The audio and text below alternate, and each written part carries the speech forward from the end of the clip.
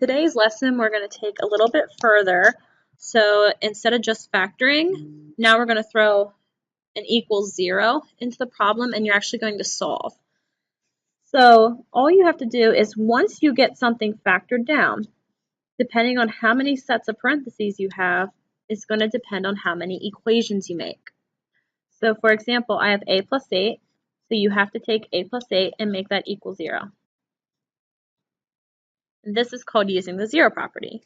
Then you have to take a minus 1 and make that equal 0 as well. And then I want you to solve them separately. So for the first one, I would subtract 8 on both sides, and I get a equals negative 8.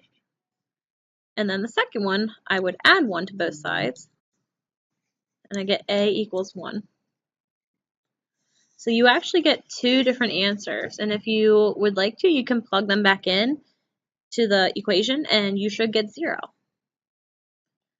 And number 2, there's actually 3 things being multiplied. You have a 3x, an x plus 1, and an x minus 7. So therefore you need 3 equations. 3x equals 0, x plus 1 equals 0, and x minus 7 equals 0. So if I solve the first one and divide both sides by 3, I get x equals 0. The second answer would be negative 1. And the third answer is positive 7. So you actually get 3 answers for this problem. In number 3, hopefully you realize these are the same parentheses, so you're going to get the same answer. Therefore, I'm not going to write it twice. So in this case, your only answer is positive 4, because that would be what you got for both parentheses. So what we're going to do now is to kind of take that concept, but we're going to start at the very beginning of a problem. So if you have m squared minus 16, you should catch on that 16 is a perfect square, which means we can shortcut this.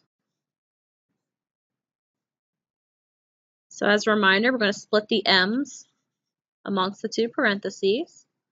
You need a plus and a minus, and the square root of 16 is 4. So this should look like what we did up above. Now we just take our parentheses and we set each one equal to 0. So you'll have m plus 4 equals 0 and m minus 4 equals 0.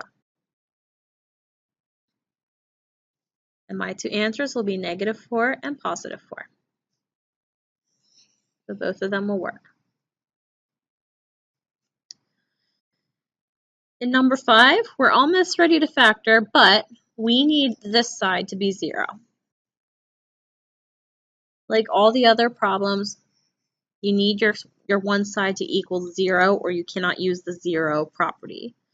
So it's very easy to manipulate the equation. All you have to do is subtract 16 to the opposite side, and now you have 0. So if I follow my rules of factoring, I'm going to factor out the GCF, which is 2.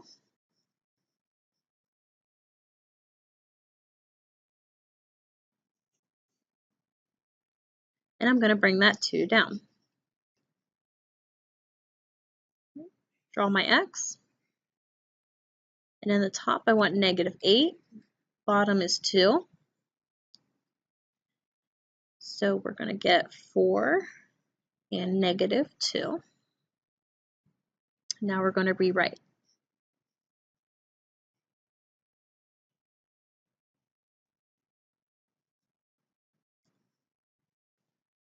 And now you go through and factor like you've been doing.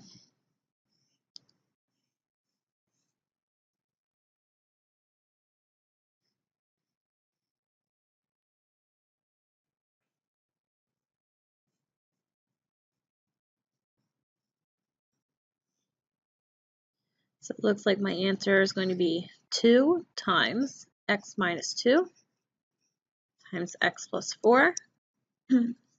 And you want to keep bringing that equals 0 down. So used to be we were done at this point, but because it's an equation, now you have to set up looks like 3 different equations. So the first one you're going to write is 2 equals 0, then x minus 2 equals 0,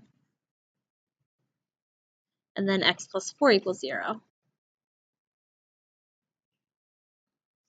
And we're going to solve each one. So the first one you should cross out because it's not possible for 2 to equal 0. The second one you're going to get 2, and the last one you're going to get negative 4. So my two answers are 2 and negative 4.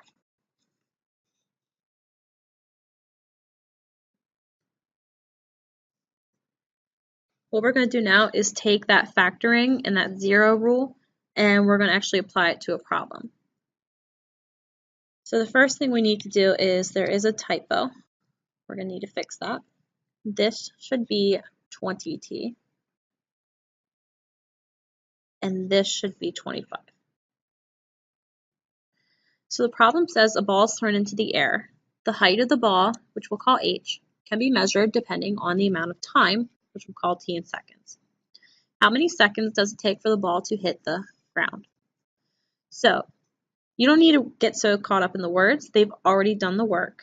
So they will write the equation for you. You don't have to worry about that. However, you do need to pick up on when they mention hitting the ground, that means that the height is 0. So if I ask how high is a ball off the ground, if it's actually on the ground, you would say, well, it's 0 feet off the ground. So what we're going to do is we're going to put 0 in for h. We have negative 5t squared plus 20t plus 25. And now it's just like the previous problems we've done.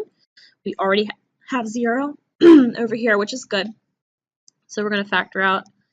I like to factor out negative 5 because I like my t squared to be positive.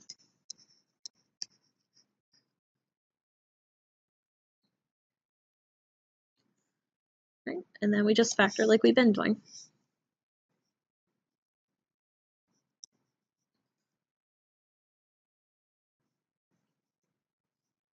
So now that I got my mystery numbers and they do work, take the GCF down here and we're going to rewrite.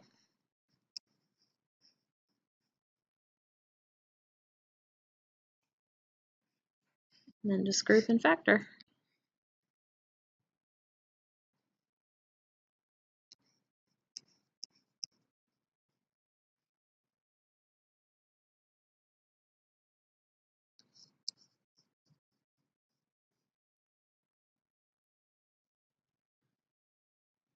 So when I'm finished, it looks like I have 3 things being multiplied. So I should see 3 equations. Negative 5 equals 0, t plus 1 equals 0, and t minus 5 equals 0. And the first one we're going to cross out because that's not possible. The second one we get t equals negative 1, and the third one we get t equals 5. So normally we would circle these and then be done. However, this is a word problem, so we got to make sure our answers make sense. Since t stands for the number of seconds the ball's in the air, technically negative 1 makes no sense because you can't throw a ball for negative 1 seconds. So you'll have to cross it out and circle 5.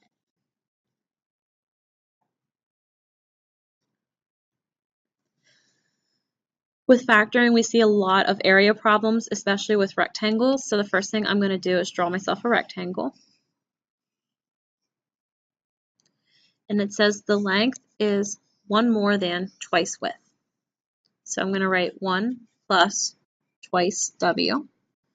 And I'll have to leave w as my other side. And it does say that the total area is 55.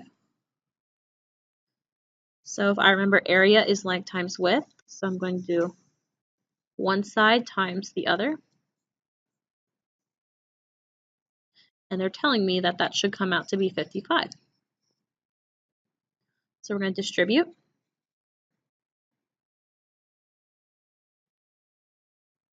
And I always like to have my w squared first, so I'm just going to rearrange. Now before we go and factor, remember we need this side to be 0, so that 55 is going to have to leave.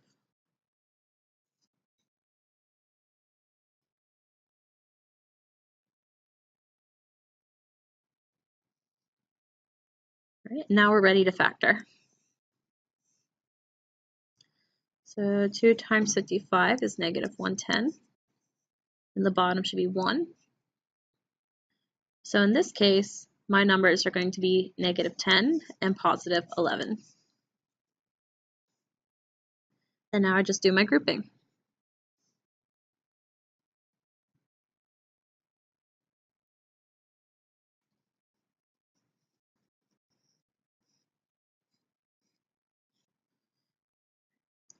So I can definitely take a 2w out and have w minus 5. I could take an 11 out here and I get the same thing. That's good. I'll have to continue up here since I'm out of room. And I get 2w plus 11 times w minus 5 equals 0. Oops. All right, so now that you have, it looks like 2 items being multiplied, you're going to make 2 equations. 2w plus 11 equals 0, and w minus 5 equals 0.